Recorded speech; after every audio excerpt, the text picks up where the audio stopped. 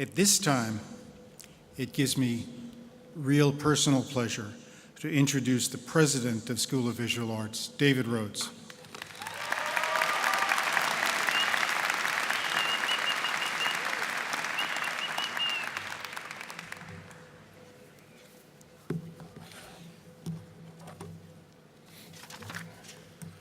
Members of the board, honored guests, faculty, administration, parents, and families, and most of all, soon-to-be graduates, I'd like to welcome you to SVA's 38th formal commencement exercises held in honor of the class of 2013. I think it would be best to begin by thanking a few people who've made today's events possible. I'd like to thank the Commencement Committee. I would also like to thank Lucky Checkley, Coordinator of Academic Advisement, and the academic advisors who have helped guide you here. Finally, echoing the words of two previous speakers, I think we should all thank those parents, grandparents, friends, significant others, some cases children, whose emotional and financial support have enabled you all to reach this point. Thank you all.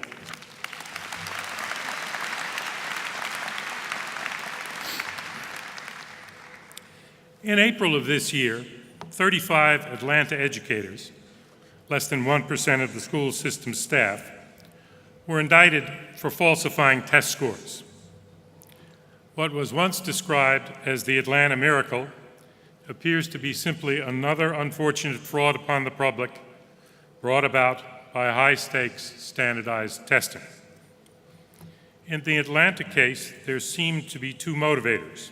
First, if students in a school in Atlanta did not perform well on tests, the school was subject to closure, which meant that the personnel of the school would lose their jobs, and the students of the school would somehow be absorbed into other surrounding schools, no doubt increasing class size, thus reducing those schools' test scores, and eventually leading to their closure in turn. The second motivator was money. If test scores improved dramatically, teachers and supervisors, including the Atlanta school's superintendent, would receive bonuses. Over the years, the superintendent is reported to have received in excess of $500,000 in such merit compensation. What is most disheartening about this episode is not that a few individuals succumbed to these obvious temptations, but that these results were predictable and predicted as soon as the testing policies were put in place.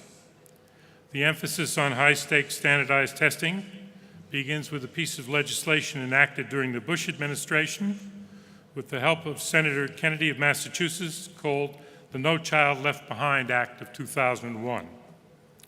The results of No Child Left Behind have been uniformly disastrous, with cheating exposed in all of the cities that have shown particularly good results. The most important expose was Houston, because it was the model for No Child Left Behind. The Houston Chronicle and the New York Times clearly demonstrated that the alleged progress was illusory and the product of rampant data manipulation. Thus, despite empirical evidence that the testing regime would be gamed where possible, and that it would not lead to the kinds of improvement hoped for, the push to increase the use of high-stakes standardized tests has not diminished. If anything, it has increased in the past few years, despite the evidence that it's not working. Instead of rethinking this strategy, those who are responsible for the systems have decided to double down on high-stakes testing, assessment, by constructing rankings for individual teachers based upon gain in test scores of the teacher's students during a given academic year. This strategy was aided by President Obama's Race to the Top initiative that mandated that such evaluation of teachers be a prerequisite for participation in the program. The theory is that using gains on test scores, sometimes erroneously called value added, and comparing the results, we can ascertain who the best teachers are, reward them, and relieve the system of the least successful. Sounds like a reasonable idea until it is implemented. as it has been in Los Angeles, New York, and other municipalities. First, the scores don't work and can't work as only two subjects, math and reading, are regularly tested. For every teacher to be ranked, scores must be imputed in those areas in which there are no tests.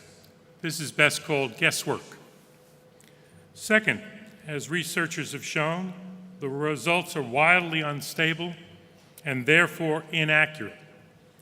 35% of teachers are mischaracterized using 1 year's data. Would you go to a doctor who gave you those kinds of tests? 25% are mischaracterized using 3 years' worth of data, and 10% are, we get it wrong 10%, even after 10 years of data. Teachers who are uniformly admired, those teachers who parents want to ensure teach their children, are routinely listed as failing and are routinely purged from the system. An odd way of encouraging the best to stay in the profession. New York City has not been immune from these calamities. From 2002, when Mayor Bloomberg first convinced the legislature to give him control of the New York City school system, until as recently as 2012, he has insisted that the gap between Black and Hispanic students' test scores, as compared with those of white and Asian students, has been halved. That would be wonderful if true, but it is not. In 2010, the New York State Education Department, led by a very courageous commissioner, concluded the state's examinations had been dumbed down. When the results were recalibrated, scores declined dramatically. The achievement gap actually widened. This was corruption on a statewide level. Having shown that the tests were manipulated, the commissioner was inexplicably replaced. But this is not the only damage that this emphasis on standardized testing has done to the city's schools. First, class size has increased dramatically under the current regime. Not surprising, since there are 5,000 fewer teaching positions than there were in 2008. All of the credible studies show that decreased class size, particularly in the early grades, has a positive and lasting influence on children whose parents are less well off. As important is the havoc wreaked on the arts in the New York City public schools. Prior to 2007, New York State mandated spending on art supplies. The amount of money per child was not large, but it was something. In 2007, funding for this program, Project Arts, was dismantled. Since that time, funding for art supplies and music equipment has been cut 79%. The number of art, dance, music, and theater teachers has also been cut disproportionately, as staff cuts have not been uniform across disciplines. Nearly 25% of the 1,700 schools in New York City have no arts teacher, and very few have a teacher in all 4 disciplines.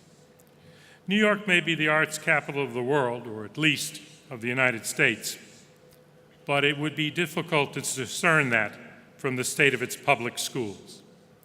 So what to do? For those of you who will be staying in New York City and are registered to vote, and I hope you are, there is a mayor election coming this year. The incumbent is not on the ballot. Given your commitment to the arts, you might want to consider for whom you will vote, based at least in part on his or her position on the arts in public education and their position on high-stakes testing. I think we may require only a few large municipalities or states to say enough to end this benighted 11-year-old experiment that has wreaked only failure. For those of you who do not vote in New York City, please be mindful of these trends in your local communities. They are always and everywhere pernicious. Thank you. Congratulations again.